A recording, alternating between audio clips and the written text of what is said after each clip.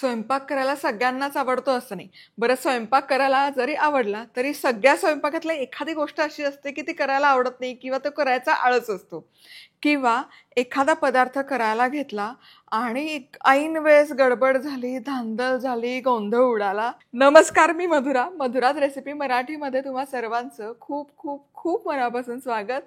तर किचनमध्ये ऐन वेळेस अशी धांदल गडबड उडू नये त्यासाठीची पूर्वतयारी, एखाद्या पदार्थाची पूर्वतयारी करायचा कंटाळा येतो, आळस येतो, हात चिकट चिकट होतात, असं तुम्हाला समस्या असतील ना, तर हा टिप्सचा व्हिडिओ शेवटपर्यंत नक्की बघा. आणि तुम्हाला सांगते, सगळ्यात शेवटी तुमच्या आवडीची, माझ्या जिव्हाळीची बोनस टिप देखील आहे. त्यामुळे चला टिप्स काय काय आहेत ते बघूया. बरं, मी काय म्हणते, पुढच्या टिप्स तर बघूच यात ना, पण आपलं नवीन कोरं करकरीत प्रॉडक्ट लॉन्च होत आहे. करकरीतच आहे, तुम्हाला सांगते. या छोट्याशा बॉक्समध्ये आहे. या शुक्रवारी दुपारी बरोबर 1 वाजता आपण हे लॉन्च करतोय. ठीक आहे. बरं, काय असेल कमेंट करून गेस करा. 5 लकी विनर्स काढणार आहोत. शुक्रवारी दुपारी बरोबर 1 वाजता प्रॉडक्ट लॉन्च करते. त्या प्रॉडक्ट लॉन्चच्या शेवटी लकी विनर्सची नावं देखील अनाऊन्स करत असते, घोषित करत असते. त्यामुळे शुक्रवारचा लाईव्ह नका मिस करू आणि कमेंट करून गेस करा. चला, हिंट देते. आजच्या टिप्सच्या व्हिडिओमध्ये पण कुठे ना कुठे हे प्रॉडक्ट तुम्हाला दिसणार आहे. या आधीच्या रेसिपीमध्ये पण वापरलेलं आहे. या आठवड्याच्या रेसिपीमध्ये पण हे प्रॉडक्ट वापरलेलं आहे.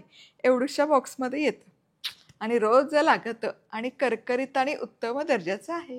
आता तुम्हाला सांगते, कणिक मळतो आपण, पण सगळ्यांनाच हात चिकट झालेले आवडत नाही किंवा हात चिकट होतात म्हणून कणिक मळायचा कंटाळा करतो. तर हात चिकट न करता कणिक कशी मळायची तुम्हाला सांगते.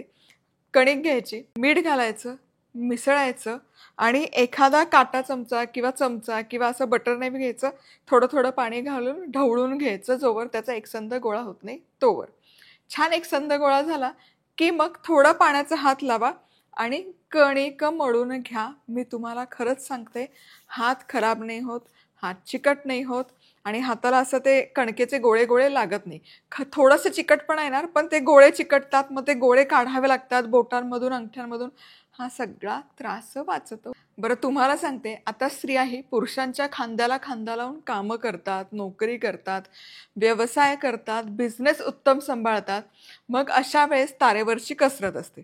तर काही जणींना रिक्वायरमेंट असते की बाबा पहाटे 4 वाजता घर सोडावं लागतं, मग 2 वाजता उठून 3 वाजता उठून कणिक मळण्यापेक्षा एक दिवस आधी रात्री झोपताना कणिक मळली तर ते बरं पडतं. पण ही कायम तक्रार असते की अशी मळलेली कणिक फ्रीजमध्ये ठेवली की पहिली गोष्ट ती वातड होते, दुसरी गोष्ट ती काळी ढूस पडते. आता काळी नको पडायला म्हणून तुम्हाला काय करायचं सांगते. कणिक मळताना थेंबरही तेलाचा वापर करू नका. तेल त्याला लागलं की ती कणिक काळी झाली म्हणून समजा. मग ते फ्रीजमध्ये नाही ठेवली तरी काळी होते. रूम टेम्परेचरवर जरी तुम्ही 4-5 तास ती तेल लावलेली कणिक ठेवली ती काळी पडते. त्यामुळे कणिक मळताना तेलाचा वापर नको. आता तिसरी गोष्ट म्हणजे, तिसरी टीप आहे की आता वातड नाही झालं पाहिजे ना, कारण ते थंडगार होतं. तर जेव्हा तुम्हाला पोळ्या करायच्या म्हणजे उठल्या उठल्या पहिलं काम काय करा की फ्रीजमधून तो थंडगार डबा बाहेर काढा. काय होतं, टेम्परेचर शिफ्ट होतो. म्हणजे थंडवरून तुम्ही गरम गरम तव्यावर ते घातलं की ते टेम्परेचर शिफ्ट होतं. त्यामुळे ते त्यातलं जे ग्लुटन आहे ते आकसलं होतं आणि मग अशी फ्रीजमधलं ठेवलेल्या कणकेची पोळी खायला वातड होते. आता टिप नंबर 4, ती छान अशी अलवार मौसूद राहावी आणि डब्यात ठेवली रात्रभर तरी काळी नको पडायला, 24 तास ठेवली तरी काळी नको पडायला. तेल नाही वापरायचं. मात्र काय करा, कणिक मळून झाली की एखादा शक्यतो झिपलॉकच्या बॅगेत ठेवा किंवा काचेचा डबा घ्या. स्टीलचाही नको, स्टीलच्या धातूशी संपर्कात आलं तरी कणिक काळी पडते. शक्यतो काचेचा डबा, काचेचा कुंडा घ्या. त्या कुंड्यामध्ये ही कणिक घाला. तेलाचा वापर करू नका. त्यावर आहे ना थंड पाण्याचा एक थर द्या, झाकण ठेवा आणि मग फ्रीजमध्ये स्टोअर करा. अशी कणिक तुम्ही कितीही वेळ ठेवा, अजिबात त्याला काळसर लेअर येत नाही. आहा हा हा, काय मस्त सुवास तरबळतो ना ताज्या ताज्या पुदिन्याचा. बरं, पुदिन्याची गड्डी आपण आणतो, जुडी आणतो बिर्याणी करता किंवा फार फार तर चटणी करता किंवा पाणीपुरीचं पाणी करायला. पण अख्खी जुडी तर काही वापरली जात नाही, हो की नाही? मग उरलेल्या जुडीचं करायचं काय? ती जास्त दिवस टिकण्यासाठी काय करायचं? पहिली गोष्ट, असं एक भांडं घ्यायचं, काचेचं घ्या, स्टीलचं घ्या. त्याच्यामध्ये पाणी भरा आणि मग त्यामध्ये ही जुडी ठेवा आणि जुडी ठेवली की त्यावर एखादं असं प्लॅस्टिकचा कागद लावा आणि हे ना फ्रीजमध्ये पण ठेवायची गरज नाही, रूम टेम्परेचरवर तुम्ही ठेवू शकता, फ्रीजमध्ये नका ठेवू. रूम टेम्परेचरवर या पद्धतीने तुम्ही स्टोअर केली ना तर किमान 15 दिवस तरी ही आहे तशी ताजी टवटवीत राहते. बरं, हे 15 दिवसांसाठी झालं. पण एकदा आणलेला पुदिना महिनोन-महिने खायचं असेल तर काय करायचं? घ्यायची काडी, खोचायची कुंडीत, त्याचं लावायचं झाड. म्हणजे तो पुदिना एकदा आणला की महिनोन-महिने, वर्षानुवर्ष तो तुम्हाला ताजा-ताजा वापरायला मिळतो. सोयीचं असेल तर करा, नाहीतर मग अशी पाण्यात ठेवा. हिवाळा ऋतूमध्ये ना मस्त अशी ताजी-ताजी सीताफळं येतात. आता इतकी छान सीताफळं येतात, असं सीताफळ खायला तर सगळ्यांनाच आवडतं. पण त्या सीताफळाचा गर वापरून आपण बासुंदी करतो, रबडी करतो, आईस्क्रीम करतो. पण गर काढणं जास्त कठीण काम असतं. 2 पद्धती आहेत. एक तर सगळ्यात पहिले म्हणजे सीताफळ फोडा. चॉपर येतं की नाही? मग ते पुश चॉपर असो किंवा डो मेकर असो, स्ट्रिंगचं चॉपर असो. मी आपलं पुश चॉपर वापरते. आपलंच आहे मधुराज रेसिपीचं पुश चॉपर आहे, मसाले आहेत. मधुराज रेसिपी club.com वर जाऊन खरेदी करू शकता. त्यामध्ये याचा गर टाकायचा आणि फक्त एकदा दोनदा पुश करा. बिया वेगळ्या होतात, गर वेगळा होतो. आता मला म्हणणार तुम्ही आमच्याकडे पुश चॉपरने मग आम्ही करायचं काय? काही काळजी करू नका. मिक्सर असतो, मिक्सरचं छोटं भांडं असतं, त्यामध्ये सीताफळ फोडून त्याचा गर घालायचा. एकदाच पूर्ण फिरवायचा नाही, अर्धा पल्स मारायचा. अर्ध्या पल्समध्ये बिया सेपरेट होतात, गर सेपरेट होतात. बिया तुटत नाही, बियांचं काळं काळं त्याच्यात मिसळत नाही. त्यामुळे अर्धा पल्स काम तमाम. थंडीच्या दिवसांमध्ये डिंकाचे लाडू करतो, मेथीचे लाडू करतो, हळीवाचे लाडू करतो. पण होतं काय, गूळ आहे ना थरासा थिजला जातो, थंडीच्या दिवसांमध्ये कडक होतो. बरं, आता हा कडक झालेला गूळ सटासटा चिरायचा कसा? 2 पर्याय आहेत. मायक्रोवेव्ह असेल तर 30 सेकंद सरळ मायक्रोवेव्ह करा, गूळ गरम होतो आणि सटसट सटसट चिरला जातो. तोही पर्याय नसेल तर कुकर घ्या, मोठ्या आचेवर कुकर गरम करा, गॅस बंद करा, गरम कुकरमध्ये एक डिश ठेवा किंवा जाळी ठेवा, त्यावर हा गूळ ठेवा, झाकण लावा, 5 मिनिटात तो छान मऊ होतो आणि पटपट पटपट चिरला जातो.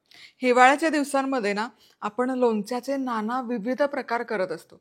पण ज्या प्रकारे फोडी करताना किंवा लोणच्याचा मसाला करताना आपण काळजी घेतो, तितकीच काळजी ती बरणी निर्जंतुक करण्यासाठी घ्यायची असते.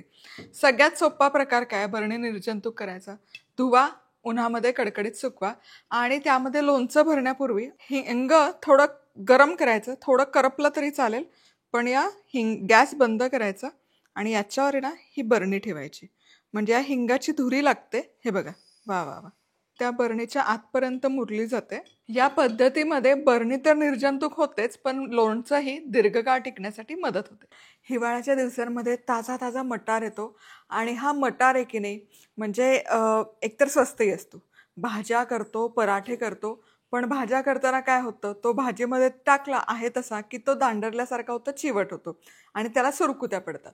या सुरकुत्या पडू नये, मटार छान मऊ शिजावा म्हणून काय करायचं, उकळतं पाणी घ्यायचं, त्यामध्ये त्याच्या मटारचे दाणे घालायचे, थोडी साखर घालायची म्हणजे त्याचा तुकतुकीतपणा आहे तसा राहतो आणि 5-7 मिनिटं उकळत्या पाण्यामध्येच खळखळ खळखळ उकळायचं. उकळून झालं की मटार लगोलग काढायचा, अजिबात गोष्ट करायची नाही, त्या गरम पाण्यातच ठेवायचं, थोडं सेटल करायचं आणि मग पाण्यासकट ते तुम्ही भाजीत किंवा रश्श्यात घाला.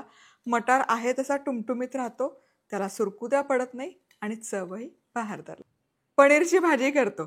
पनीर पण बऱ्याचशा भाज्यांमध्ये तळलेलं पनीर चवीला छान लागतं. पनीर जेव्हा तळतो तेव्हा काय होतं ना, आतमध्ये ते रबरसारखं होतं, चिवट चिवट होतं.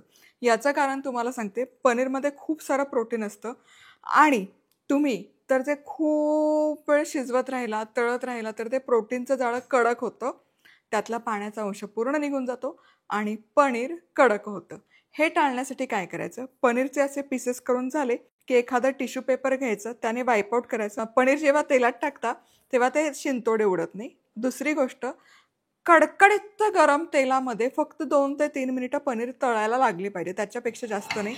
1-1 मिनिट एक बाजू, असं कडकडीत तेलात तुम्ही लगोलग तळलं, लगोलग काढलं की पनीर अजिबात तुमचं कडक होत नाही, छान क्रिस्पी होतं आणि आतमध्ये छान मऊ लुसलुशीत ज्युसी राहतं. बघा, बघता बघता 10 टिप्स झाल्या देखील. उपयोगी आहे की नाही कमेंट करून नक्की कळवा. आणि हे जे आहे ना, प्रत्येक गोष्टीला शास्त्राचा आधार आहे. मी नेहमी म्हणते, पाक फक्त कला नाही, शास्त्र देखील आहेच की. बरं, आता शेवटची म्हणजे माझ्या जिव्हाळीची आणि तुमच्या आवडीची टिप. ते म्हणजे जज करणे. काय होतं ना, लहान गोष्टींसाठी आपण माणसांना जज करतो. इथे मी स्त्री-पुरुष हा भेदभाव करत नाहीये.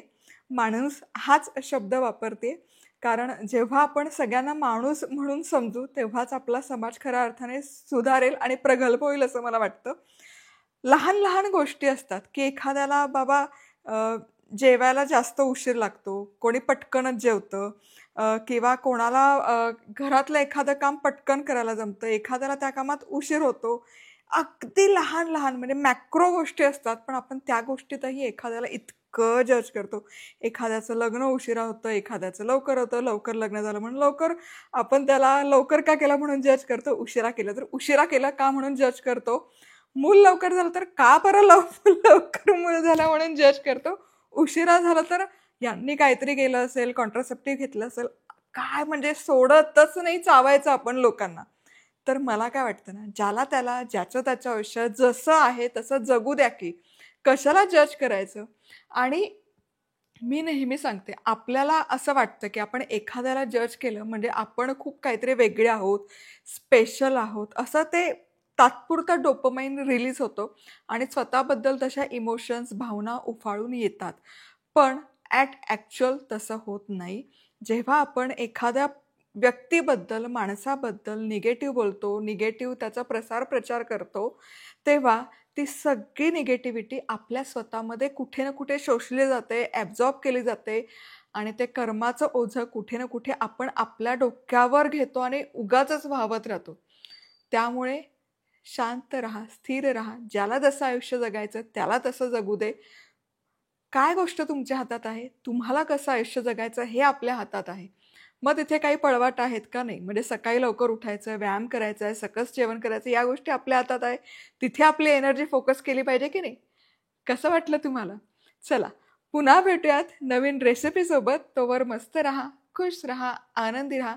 सगळ्यात महत्त्वाचं खात राहा. मधुराज रेसिपी. मधुराज रेसिपी, महाराष्ट्राची अस्सल चव.